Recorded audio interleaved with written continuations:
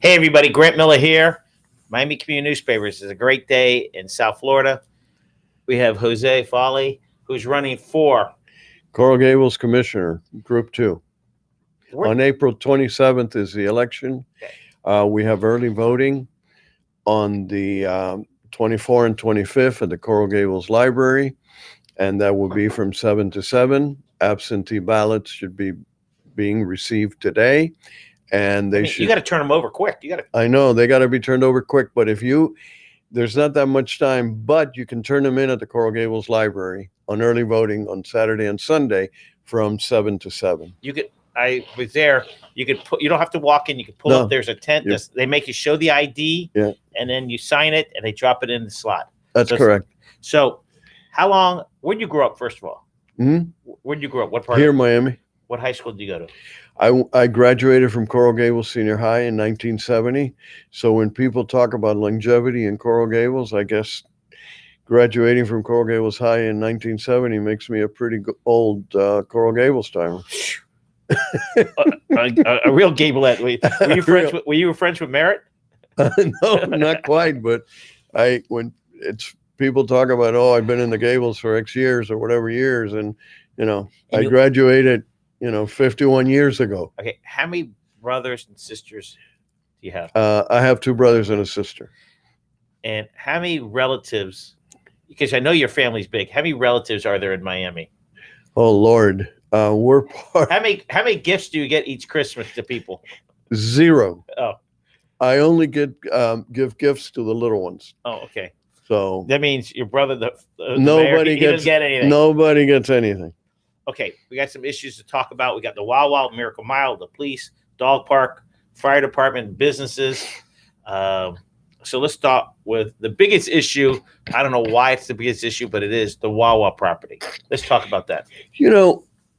I put on my.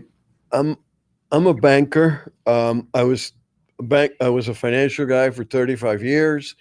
25 of those I was CEO of banks. So the first thing I do when I look at a business or I look at a problem is I try to follow the money, because that is really where you can really dig down and find the major issues. The Wawa property is very interesting to me because it is called the Bahamian Village, and the Bahamian Village was originally set up by a settlement between the county with the Lola Walker Area Association, and also a settlement with the city of Coral Gables. And it was originally done as a settlement to build a restaurant with drive-in and parking and all sorts of things. And the building, part of the settlement was that they could build a restaurant. Well, lo and behold, that happened, I don't know, in 06, 07. And then suddenly, one of the things that I find fascinating is that the property is under the name of Bahamian Village LLC. And who is that? The Bahamian Village LLC, the president, is a lady by the name of Deborah Sinkel-Kolsky. Deborah Sinkel-Kolsky is the president of Bahamian Village, but she is also the one that holds the mortgage on the property. And that property started off. How does she have a mortgage to the property? I thought that's she signs as the president of the Bahamian Village and the mortgagor. So but how did she have a mortgage? I thought that land was given. That's why I go with my banking hat to try to follow the money. The mortgage started, there have been 8 modifications of that mortgage. That's the issue. The problem started, the mortgage started at about $130,000. And now recently, the 8th modification of the mortgage took it up to $2.2 million. Wait, but how is there a mortgage on the land? The county gave the land. The county gave the land, and they've been mortgaging it and mortgaging it and mortgaging. Now, where has that money been going? Again, follow the money. Okay, so this is an interesting conversation. Nobody else has brought this up? I know, because that is what I bring to the commission that's different than some of the other arguments. I bring a financial expertise Well, to dig up all this information, and it's very simple. how many bankers have there been on the board on the commission? None that I am aware George of. Corrigan, that was 30, Yeah, but George was he was quite a fantastic that guy. was 30 And years ago. yeah, but George was, chairman of a bank, Right, he but wasn't on the money not an Okay, actual. so your big plus is you're a money guy. Right. So what I find just fascinating is that the one that signs the lease for the property and signs the lease with Wawa is this lady, who in turn is the president of the Bahamian Village and the mortgage holder on the property. So the county gives land So to association. so let me continue with one thing here, because I think so. When the city, the residents of the Lola Walker community sign a petition to allow for Wawa to be coming in, but they are not the owners by the rules. None of them appear in the corporate documents of this Bahamian Village. So how did the way it sounds, I could be wrong. The county gives the land to the association for the betterment of the community. Correct. Not their community, our community, the community. Correct. And somebody got a mortgage on it. And then from that moment, when the property started, the first mortgage was given by this lady for $130,000. Now, where did that money go? It could have gone to better the community. Okay, let's assume it went to better the community, and we hope it did, right, and that the money was used properly.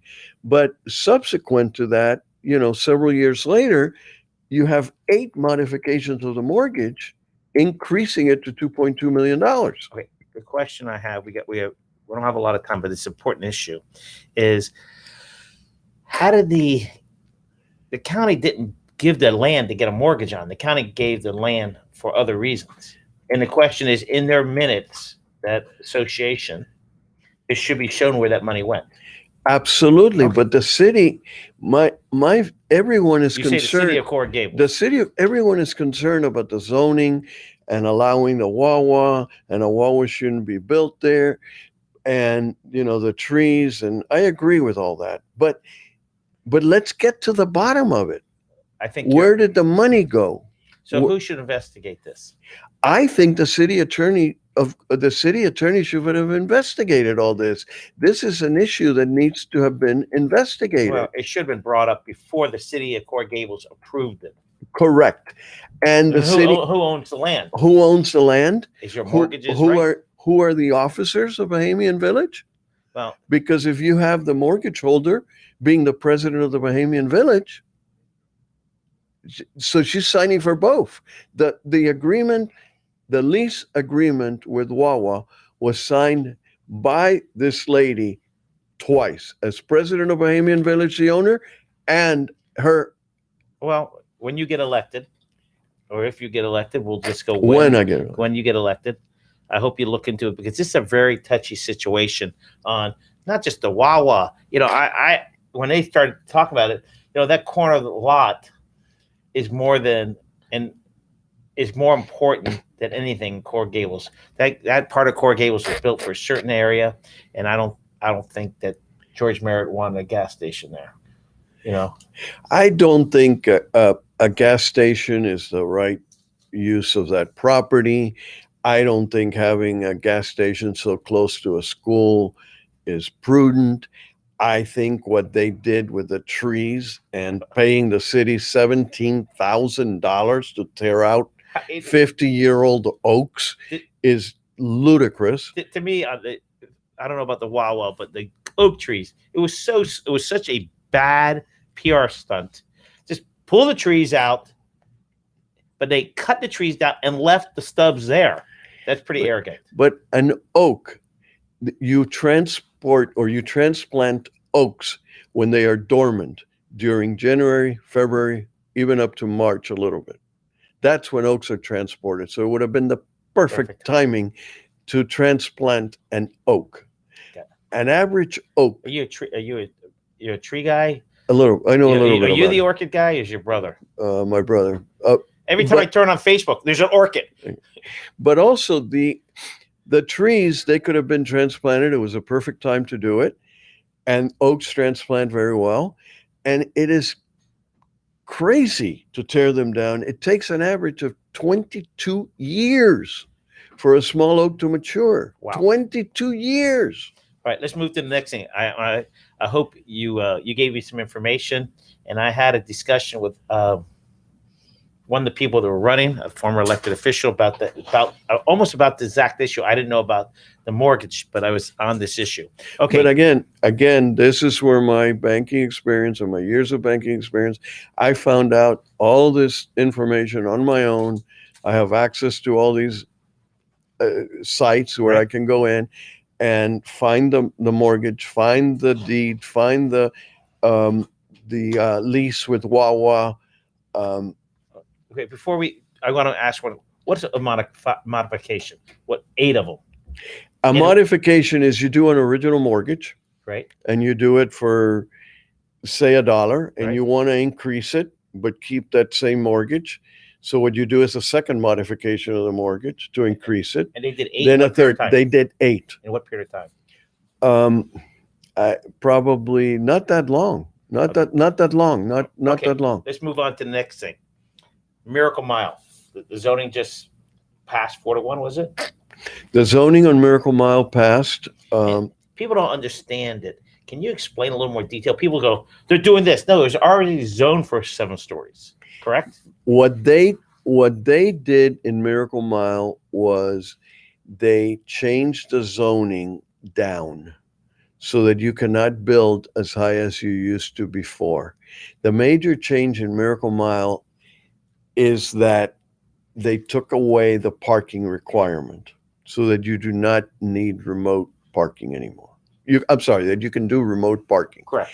And that's basically the image on Miracle Mile. People are in an uproar because last week or towards the latter part of the week, the Randazzo's property was being torn down and people were aghast that it's already starting. Well, the Randazzo's property is being replaced by a restaurant with rooftop dining. Where is that located? At the entrance of Miracle, you could call it the entrance or you could call it the end of Miracle Mile, the last building before City Hall.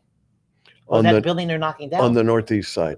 That's the building that Jim Ferraro built. That was leased to Randazzo's. He was an attorney? Yeah, Jim Ferraro's a prominent attorney. So that's his property owner? He sold it, but he was the original developer. How many stories is that going to be? The same, practically, with just a rooftop dining area. Yeah, I just saw them knocking it down last week. Yeah. It's exciting. So explain the 7 stories, and there were, now the way I understand it, before you'd have to park there, but the city loosened it up a little so you could have remote parking. People park it in the garage. Correct. The issue with the parking is complicated in my book because one of the attractions of Miracle Mile for me was that I would go to Miracle Mile and I like to run in and out, and I'd like to, if I'm going to a particular shop to buy something, there's a men's clothing shop that I frequent there and that I like a lot. And which one? Bolato. Okay. Been there forever. They've been there forever. And too expensive for me, but it's a nice shop. It's not. It's normal. They have normal. And Bolato is a normal. Yeah, so the challenge is normal for a shopper. Shop. But I like running in, parking, run in, pick up something, and come out. I don't do that much shopping, anymore. But that's the convenience. And now to go shop and have to park in a parking garage remotely, and walk, in our heat and our rain, and it changes everything. It changes the whole dynamic. So I personally think it was a great decision because you can shop, you can live, shop, and play in the community. And more people are working and living in I call it downtown Coral Gables, as Miracle Mile. So hopefully that will increase residents living there. It makes it nicer. Okay. Now, you want to follow the money of Miracle Mile? Absolutely. Huh? My objection to the Miracle Mile originally was because I think that a lot of the vacancies were caused by the high rents being charged. Oh, I'm sure. And pre-COVID, the rents were very, very high. And if you, again, I follow the money as a banker and I try to figure out what the real issues are. And, not just that Miracle Mile is sick. There's a property owner in Miracle Mile that has 10 properties that are empty. Are they all connected? They are not connected. Some of them are, but the debt on those 10 properties is $28.5 million. That's his debt. That's the debt. That's a newer buyer, not one of the old timers. No, that's a newer buyer. Yeah. So now you have $28 million of debt, $28.5 million of debt on 10 properties that are. How many storefronts is that? Smaller properties, 10. How big are 10 storefronts? 10 storefronts. I have the all the legals. What's the mortgage on $28 million? Huh? That's a big nut. That's a big nut. But what my issue was, let's get to what is the real issue on Miracle Mile? The real issue in Miracle Mile is the high rents. How do we solve it? We need to get the city involved in helping them rent these spaces, the bid, the Chamber of Commerce, everybody wrapping their hands around it. But, the zoning, this live, work, play scenario sounds wonderful.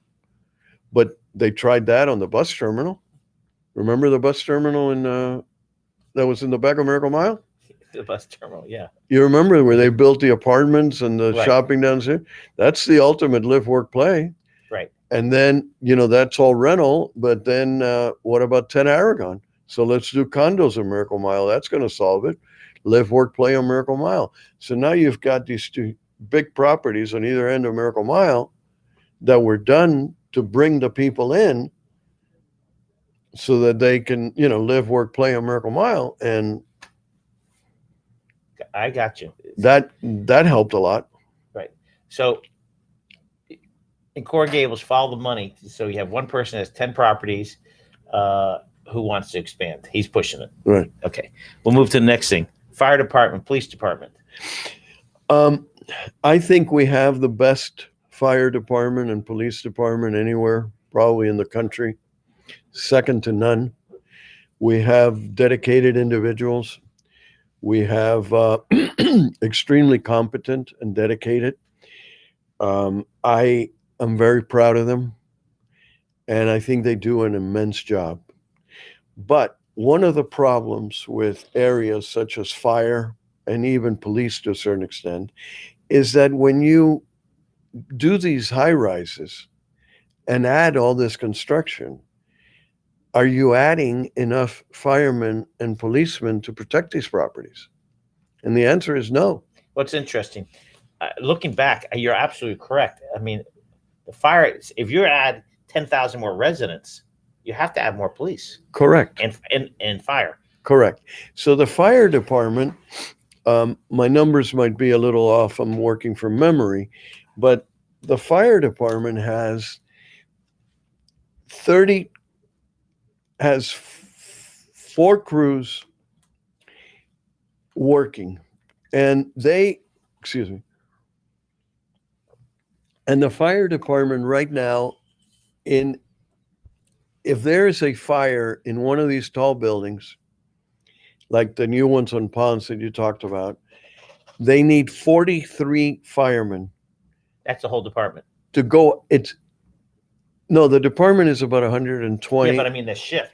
But no, it's more than the shift because the shift is 32. So they have to go to the city of Miami and the surrounding cities where there is an agreement to. There is an agreement. There is an agreement Okay. where they support each other. But still, you're going to take your whole department. What if somebody gets sick in the city? What if somebody needs, help? Or so we have to hire more fire people. we need to hire more firemen in the city. I don't know the new fire chief, but I know the police chief. He's well respected over all of Dade County, all over South Florida. And one thing that Coral Gables does, the police department, stand me if I'm corrected, you have to have a 2-year degree in the police department before you get even considered being hired. That's a big difference. Yeah. That's why you have less problems. More educated police officers, less problems. I'm very proud of all of them. I think our police chief and our fire chief are second to none. In addition to being extremely competent, they're wonderful. They show a lot of humanity, and I'm very, very proud to have them. Now that I have the microphone, the Gables Fire Department on US 1, I love that they put the old-fashioned doors on. Yeah. It was whoever designed it and whoever approved it did outstanding. Yeah. Okay, so it's a beautiful property. Dog park that's not in Coral Gables, surrounded by Coral Gables residents. It's a very touchy situation. Does Coral Gables have any control of that? This is a county property. It's part of Matheson Hammock. The county wants to redo Matheson Hammock on the not on the water side of Old Cutler, but on the land side of Old Cutler Road. And first is, why are they doing it? Why are they even doing anything? Second of all, they're going to do the entrance on Old Cutler Road with a big parking lot with bridges, wide bridges under the trees. There's already a path there now. Yeah, but they're going to do like a walk over it. And I mean, it's going to be lovely in the rainy season to, walk under the path in the middle of the trees, with the humidity. Also, for the handicapped, it's also a major problem, because how are the handicapped going to get from the parking lot with their handicapped spaces? I mean, the one on Old Cutler. On Old Cutler. Yeah, because that's going to be the only entrance. Right. So that's a big discussion. They're talking about special need people or handicapped people. That is a discussion I'm sure the county has been discussing. I've got two people. Your clothing store, see what they buy? What do they say? I can't see it. It says they sell what? Tommy, can you read it? It says the Guayabera Mulatto is $285 to $345.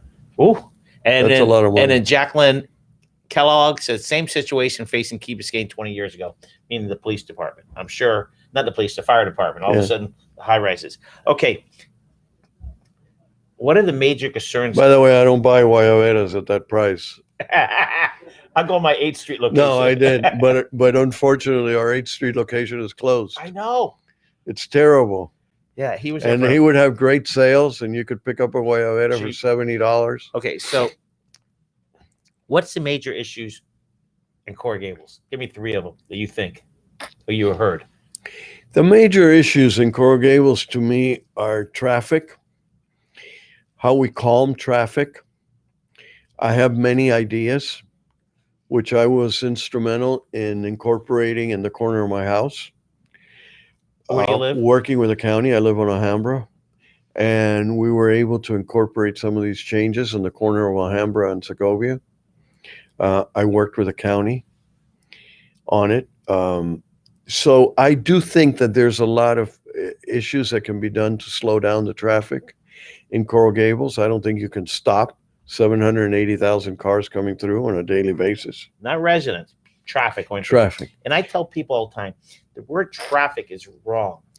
It's really transportation. How do we fix transportation? Now, Coral Gables happens to be one of the best in Dade County.